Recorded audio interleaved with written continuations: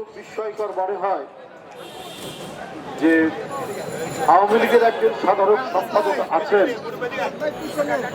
প্রায় সময় তিনি বকবক করেন, খুব কথা বলেন। আওয়ামী লীগের উনি সাধারণ সম্পাদক। ওনার মনে হচ্ছে বিএনপির জন্য তার খুবই মায়া কান্না। বিএনপির ভাবনায় উনি ক্লান্ত হয়ে পড়েছেন।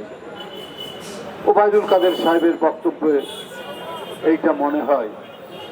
অনেক সময় আপনারা জানেন, তার এই মায়া কান্না দেখে মুরগির ছানার নিরাপত্তার জন্য যেমন চিল মায়া কান্না করে, কুমির যেমন কান্নাকাটি করে, যেটাকে বলা হয় ইংরেজিতে ক্রোকোডাইল টিয়ার, এইরকম কুম্ভীরাশ্রু ওবায়দুল কাদেরের চোখ দিয়ে ক্রমাগত করছে। বিএনপি নাকি দুর্বল হয়ে গেছে, এইরকম আওয়াজ তিনি মাঝে মাঝে দেন। আরো অনেক কথা বলেন, বিএনপি ক্লান্ত, বিএনপি হতাশ, বিএনপির নেতারা বিদেশ চলে যাচ্ছে, এইসব নানা কথা তিনি বলেন। এই বলে তারা যে ভিতর থেকে ধসে গেছে, ভেঙে গেছে, এইটা চাপা দেওয়ার জন্যই তিনি এই কথাগুলো বলেন। বারবার জনগণের সাথে বিশ্বাসঘাতকতা করা, জনগণের মালিকানাকে ছিনিয়ে নেওয়া, এই কারণে তাদের জনসমর্থন নেই।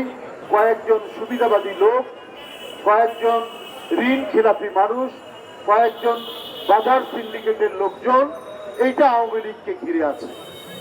এরা তো গণশত্রু, যারা বাজার সিন্ডিকেট করে বাজারে নিত্য প্রয়োজনীয় জিনিসের দাম বৃদ্ধি করেছে, যারা ব্যাংকের টাকা লুট করে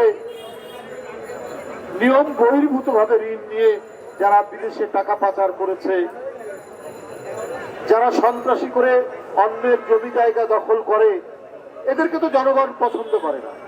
আর এই লোকগুলোই যদি আওয়ামী লীগের পাশে থাকে, প্রধানমন্ত্রীর পাশে থাকে, সরকারের পাশে থাকে, তাহলে তো জনগণ থাকবে না।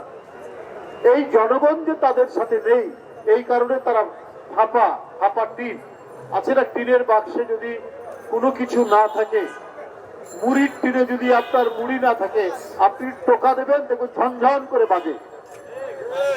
তা আওয়ামী লীগ এখন শূন্য মুড়ির টিন।